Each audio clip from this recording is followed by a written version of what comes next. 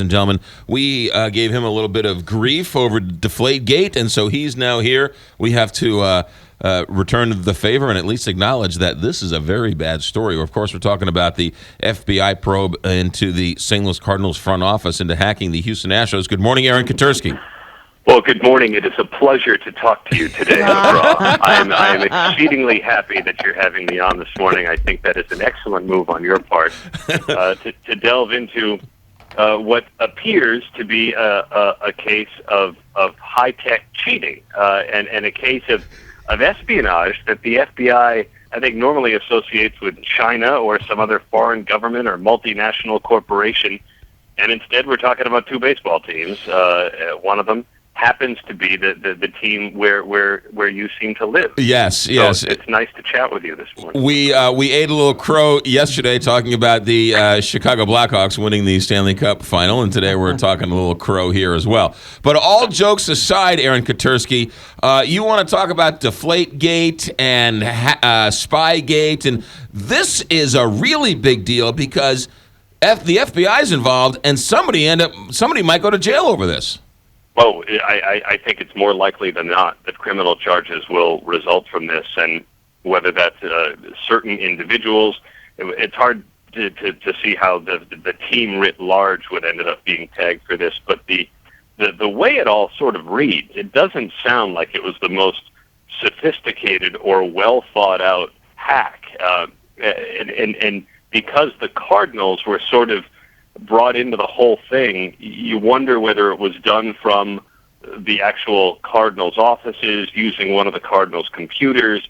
The FBI hasn't said. The FBI hasn't even publicly acknowledged the investigation, but you just get the sense that it may not have been the most sophisticated job, but rather, motivated perhaps by hurt feelings or one general manager's feeling toward it. Who knows? It could be a number of things. So when does the next shoe drop? Because as you said, the FBI hasn't acknowledged this, but Major League Baseball has. The Cardinals have. The Astros have.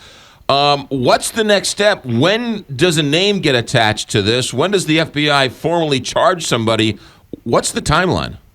Well, there's no specific timeline, but you figure the hack was discovered almost a year ago, and the FBI was brought in quite early. So they've been looking at this for quite some time. And I think initially the Astros suspected it was just some random hacker. And they didn't even want to publicly acknowledge that it happened until all their information ended up on Deadspin. Right. And at that point, they called the FBI. The FBI's been looking at it and finally ended up tracing it to the Cardinals. And we don't, while we don't have a specific timeline, we've been told that the investigation is nearer its end than its beginning. Yeah. So the next question is, Aaron Katersky, and you're probably sitting in a great position to answer this.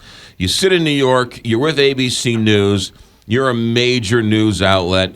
Does this story have legs nationally? Deflategate had Tom Brady. It had the Super Bowl. It had all the earmarks of a big story, regardless of the actual facts of the story. But in terms of a story, from the outside looking in, how big of a story do you think this will be, and how big will it capture the attention of the American people?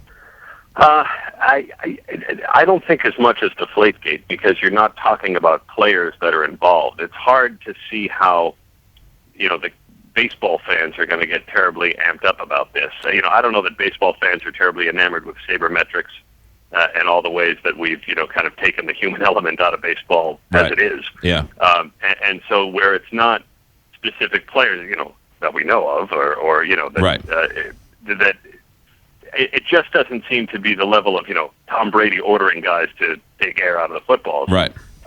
So on one level, who knows how big a deal this is. On the other hand, I mean, cyber espionage is a huge deal, and you think about the hacks into J.P. Morgan Chase or into Target or into Home Depot or any of the other major corporations that you and I have talked about in the past couple of years, where millions and millions of consumers have had their information exposed. It is entirely relatable to to people, baseball fans or not, that one corporate entity should not be trying to steal secrets through cyber warfare of another corporate entity. And so on that level, it's a pretty big deal, and it's potentially a federal crime. Yeah, and I think you sort of touched on it as well. No one cares about sabermetrics, but there's also a fight going on within baseball between the mathematicians and the rocket scientists and the old baseball guys. And I think this is sort of rooted in that, is that Luno is sort of the new guard. He's the rocket scientist coming up with all of these algorithms, and the baseball guys don't like it. And so there was always a rub in the front office in St. Louis. He moves on, and you can sort of see that's the reason why they wanted to sort of, see what he was doing, and that's how they crossed the line. Amazing to me that, but you're taken from the Astros, which last year I don't think was going to give you much good information, given the way the Astros. Although the minor league system, proving itself to be pretty useful. Well, and that's so it might just be, petty jealousy. That's curiosity killed the cat once again. All right, Aaron Katersky, ABC News correspondent. You will keep us informed, and we'll keep you informed. Hang in there. Thanks for checking in. All right, McGraw, see you, man. 642 here, Big 550 KTRS.